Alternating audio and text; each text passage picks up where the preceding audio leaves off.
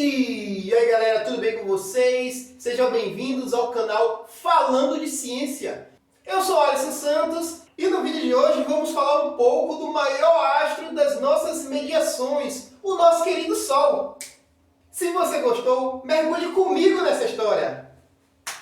O Sol surgiu há cerca de 4,6 bilhões de anos, sendo uma das mais de 100 bilhões de estrelas existentes na Via Láctea. Muitos cientistas acreditam que o Sol e o resto do Sistema Solar se formaram a partir de uma nuvem rotativa de gás e de poeira gigante conhecida como a nebulosa solar. Assim, a nebulosa solar entrou em colapso por causa de sua gravidade, passando a girar muito rápido e se tornando achatada, como um disco. A maior parte do material foi puxada em direção ao centro para formar o Sol. E assim, o astro-rei do nosso sistema solar surgiu. O Sol está a uma distância de aproximadamente 149 milhões de quilômetros da Terra. Sua luz leva cerca de 8 minutos e 16 segundos para chegar em nosso planeta. O nosso Sol tem cerca de 1 milhão e 450 mil quilômetros de diâmetro. Se ele fosse oco, caberiam 1 milhão e 300 mil terras em seu interior. O Sol representa cerca de 99,8% de toda a massa do Sistema Solar e é 300 mil vezes mais pesado do que a Terra. O Sol é composto por 74% de hidrogênio,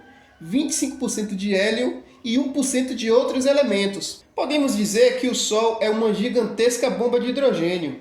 Mas então, por que o Sol não explode? O Sol não explode porque a gravidade comprime as camadas exteriores do Sol, mantendo o seu tamanho. A gravidade e a fusão travam uma batalha épica. A pressão em seu núcleo é tão grande que faz o gás hidrogênio aquecer a uma temperatura de 15 milhões de graus Celsius. E isso dá início à fusão nuclear, que é quando 4 átomos de hidrogênio se fundem, criando assim um átomo de hélio. Mas cerca de 0,7% da massa é perdida e transformada em energia, como diz a famosa equação de Albert Einstein. E é igual a mc ao quadrado. A fusão no núcleo do Sol gera uma força de explosão de 1 bilhão de bombas nucleares por segundo. Podemos dizer que o Sol é um reator nuclear gigantesco. A energia que é gerada no núcleo do Sol se propaga para as camadas mais externas. Isso deveria fazer o Sol se expandir, mas a enorme força gravitacional do Sol acaba equilibrando e estabilizando o tamanho do Sol. Isso acaba reiniciando o processo ao comprimir átomos de hidrogênio no núcleo do Sol.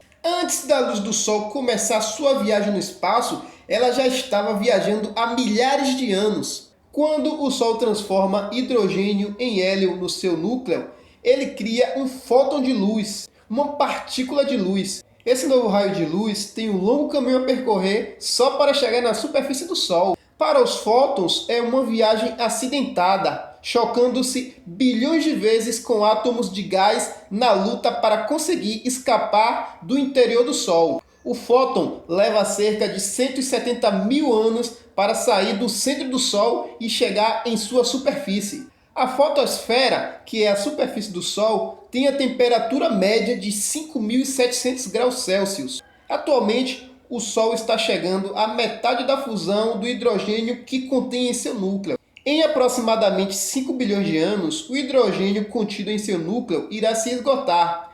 Quando isso acontecer, o Sol entrará em contração devido à sua própria gravidade, elevando a temperatura em seu núcleo até 100 milhões de graus Celsius. Isso é o suficiente para iniciar a fusão nuclear do hélio, produzindo componentes mais pesados como o carbono. A fusão do hélio gera mais calor e cria uma superatividade nuclear no Sol. Dessa forma, ele aumenta o seu tamanho muitas vezes, engolindo os planetas Mercúrio, Vênus e até a nossa querida Terra.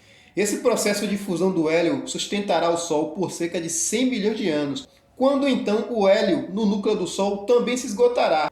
O Sol não possui massa suficiente para converter o carbono em oxigênio. Por esse motivo, não irá explodir em uma supernova.